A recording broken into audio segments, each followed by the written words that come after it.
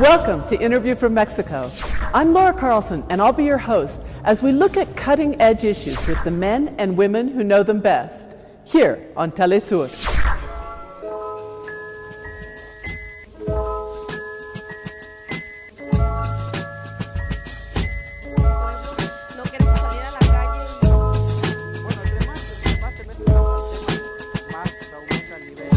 The Catholic Church has always played a major role in Mexican social struggles, on both sides. With the country overwhelmingly Catholic, the Church has influence from the highest spheres of power to the streets of the smallest community. Today, when Mexico faces what many people are calling a national emergency, in many communities, it's church people who are stepping up to defend human rights and looking for new ways to build peace and justice within the communities. What is the role of the Catholic Church in times of crisis like this? And how do church leaders have an impact on the struggles for social justice within the country? To talk about these questions, we're truly honored to have with us today Raul Vera, Bishop of Saltillo. Now, if you have an image of a Catholic bishop as being stiff and formal, be prepared to break the mold. Raul Vera is a social leader throughout the country. Thank you so much for joining us today on Interview from Mexico. You're welcome, thank you. Well, we're here in the University Cultural Center in the church, and in many ways, this is where you began your career in the priesthood and where you made the decision. Can you tell us a little about how you made that decision?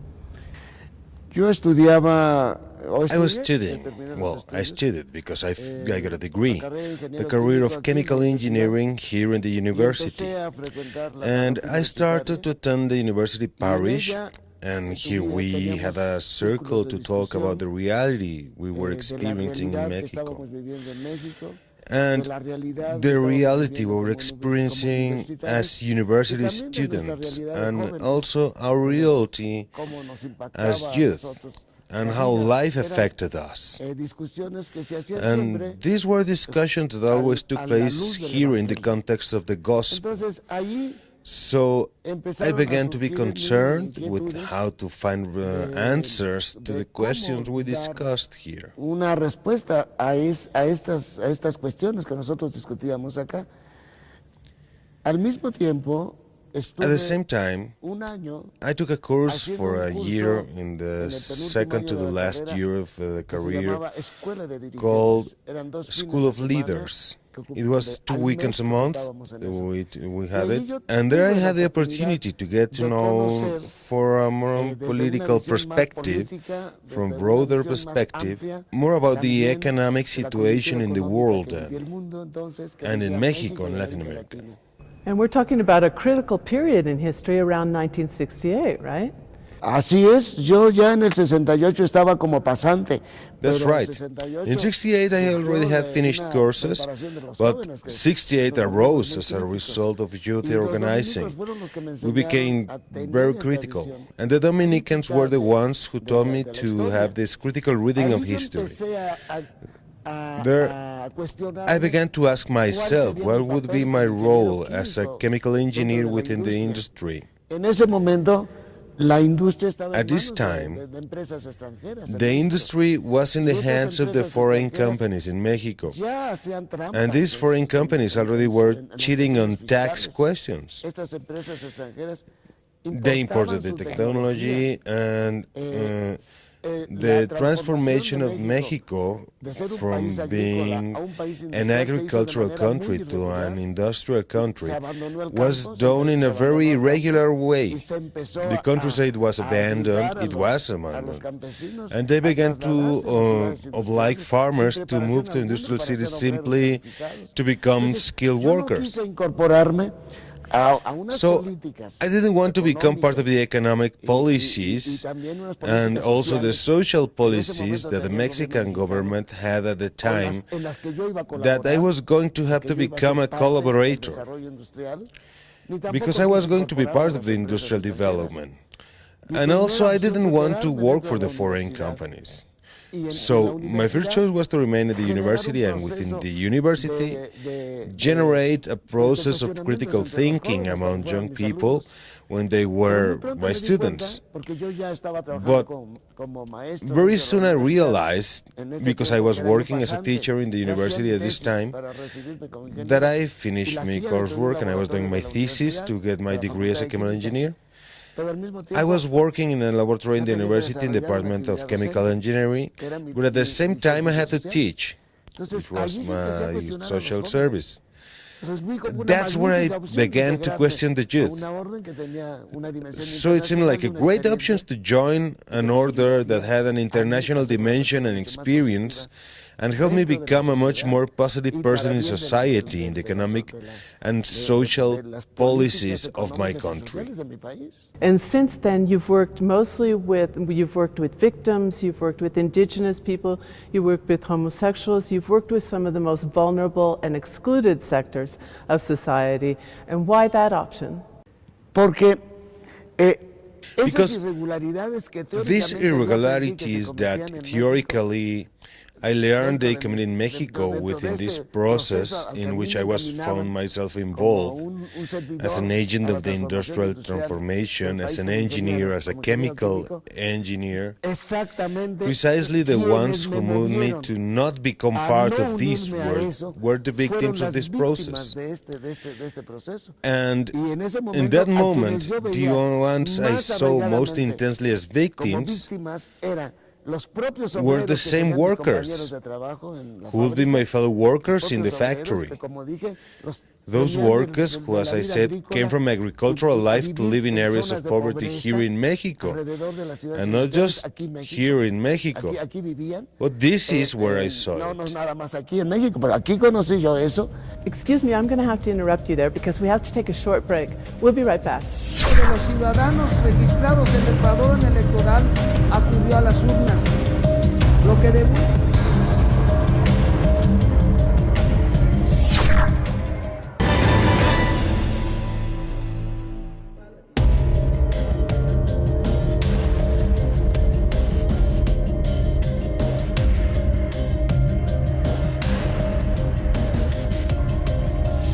We're back with Bishop Vera talking about the role of Catholic priests in social change here in Mexico. You've talked recently about a state of emergency in Mexico and about the crisis that we're facing, especially in terms of the social fabric and the deterioration we've seen lately. Could you describe that for us? Mira, un país. Look. A country ideally has to have a political organization, an economic organization that works thanks to the interventions of the political organization, and a social organization that works to facilitate a dignified life for all citizens. This is the function of the political structure. That's it. To facilitate access to all their rights, access to a dignified life. This means access to housing, decent housing, to education, access to health, access to all services for all citizens.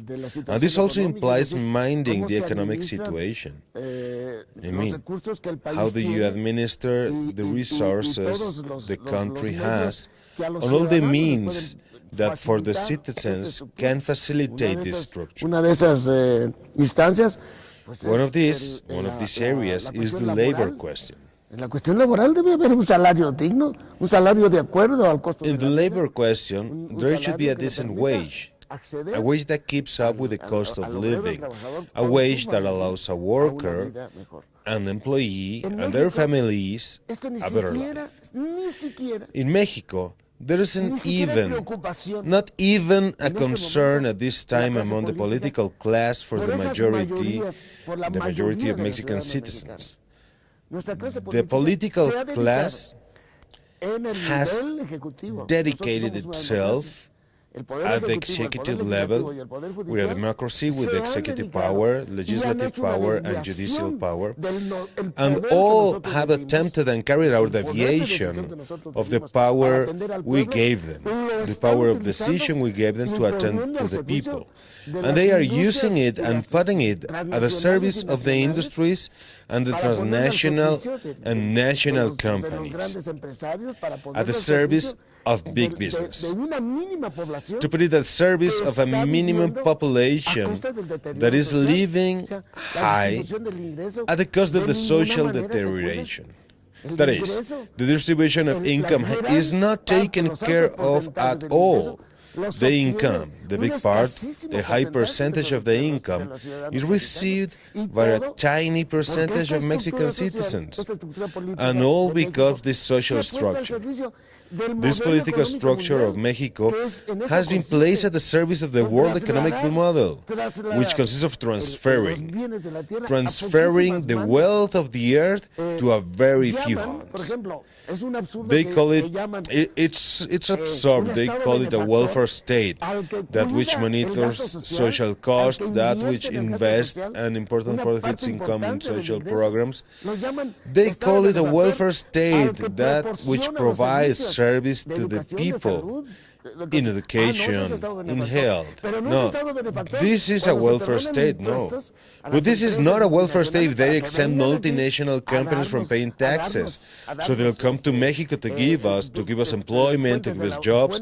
It's not called a welfare state when they maintain an extremely low wage.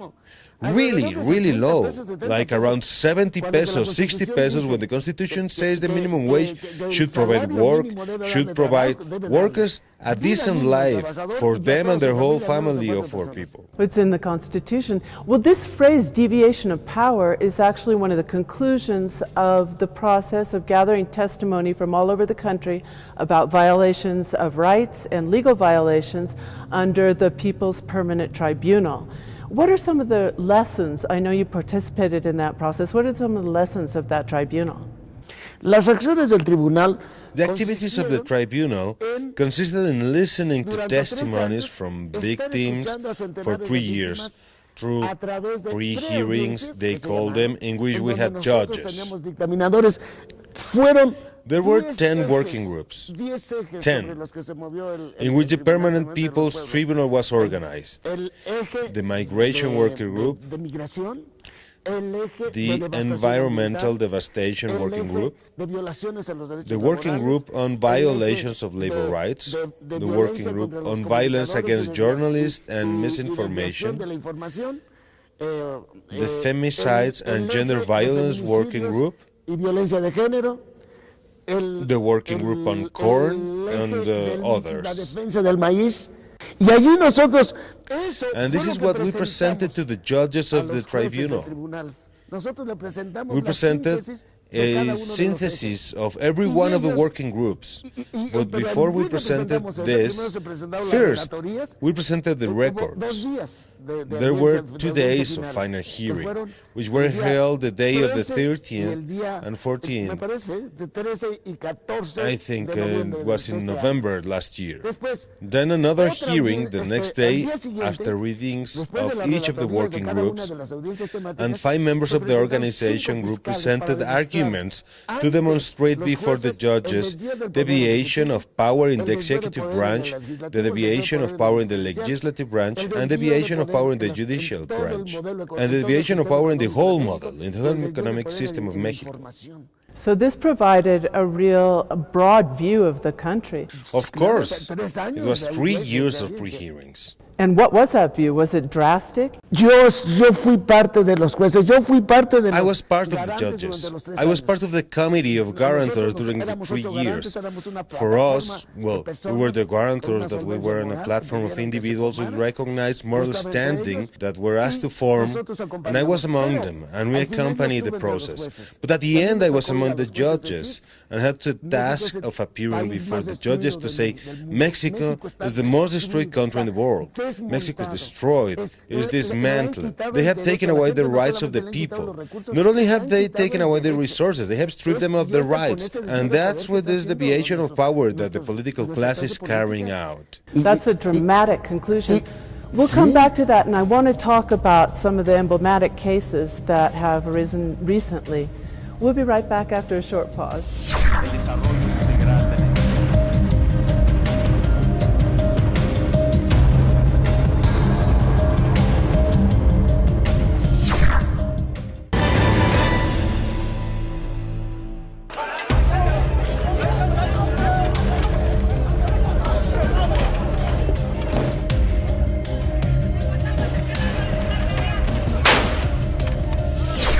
We're back with Father Raul Vera talking about the crisis that Mexico confronts today. Father, I mentioned emblematic cases, and that would be, of course, Ayotzinapa and Tlatlaya. How have you seen these cases as representative of this crisis that you've described? Se ve hasta ahora en nuestro diálogo. There we saw, with complete clarity, the collusion that existed between a municipal government, which is one of the three levels of government of our Mexican state, the high-level authorities wanted to say at the beginning that no, Iguala and Tlatlaya, Iguala and Ayotzinapa is not the Mexico state. Of course, it is a municipality of the Mexican state, and the mayor, with his police force, is part of the Mexican state. And it's clear that the man used organized crime, his nexus with organized crime. This is not the only case that we know of. We follow another case with a human rights group that works in Guerrero, the Solidarity Network Against Impunity. And a year ago, the same man did the same thing, but with just 8 persons. Out of them, 3 were assassinated, and one of them with a gun by the hand of the municipal president.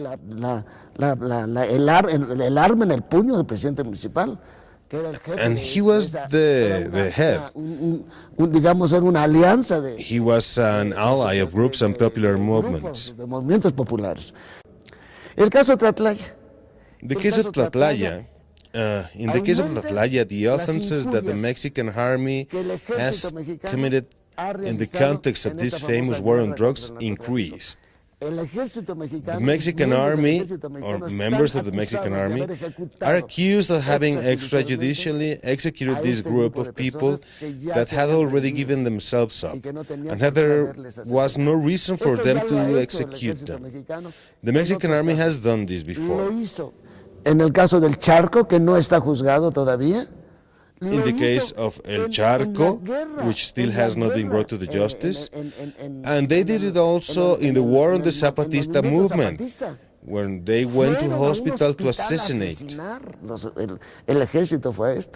So these cases are a tremendous challenge to the Mexican state. Let's move to the Constitutional Assembly, which is a large project that you've been working on just lately. How do you describe the Constitutional Assembly, and why at this particular moment in Mexican history? Bueno, en primer lugar, el momento de la historia mexicana es In the first place, this moment of Mexican history is a moment of a degree of impunity unprecedented in the years before the current period, because this degree of impunity dates back to 2003, when the political parties made a pact of impunity to avoid harming each other. This is what is very serious at this time, the impunity in which criminal acts remain, of both criminal individuals and those who are in complicity with organized crime, and the highly criminal acts of the Mexican state, just as Tlatlaya and Ayotzinapa. This is the case. So a situation like that cannot be corrected without the participation of the people. We, the social leaders, are going to be able to correct it. We cannot direct. Of the 120 million Mexicans, of which the socially active part, at least if we judge by the electoral list, let's say those who have a citizen vote, the voters list must be about 60-something, 62 million citizens, which is about half. That's the political active, economically active part. These are the ones that have to respond, those who have the vote. So we're not going to be able to do it if we count the groups that are actively fighting against this. We're just a few. We can do it without the people. So the idea that I propose, for the people to become the makers of their history, they must be incorporated in the Constitution. The construction of a new Constitution. This is very important where they, in the first place, are informed. But this has to be the whole population. We really have to incorporate many citizens who are willing to go to the valleys, go to the mountains, to the deserts. I live in the desert, to train citizen organizers. So they start discussing this issue. Look what they are doing to you with this deviation of power. Look what these politicians are doing against your interests. This is the first stage. We have to go to the barrios, we have to go to different sectors, the youth, the elderly, we have to go to the works, the employees. The second step is that they have to be heard. This is what they did to draft the indigenous law in the Dialogues of San Andres in Chiapas.